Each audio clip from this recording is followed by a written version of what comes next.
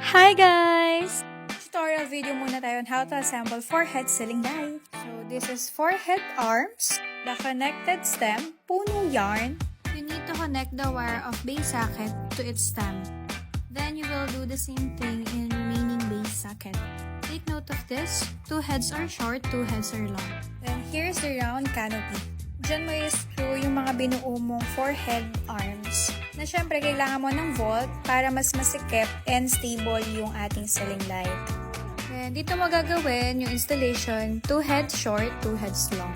Ganda agad ng installation mo, ate ko. Sino ka dyan? Higpitan mo lang yung pag-screw using yung mga bolts and para stable yung ceiling light. Medyo nakikita ko na yung liwanag. Walang liwanag, ate ko. Yan, ganyan siya kapag completely installed na yung mismong ceiling light.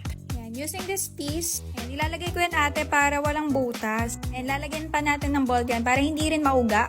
Tsaka nga pala, kanina pa ako tsumika, E27 yung base socket niyan. Kahit anong standard bulb pwede sa kanya or any wattage. At kinabit natin dyan, globe LED bulb na available din yan sa shop natin. Diba ate ko, ang ganda, diba? Hashtag yan. Check out now.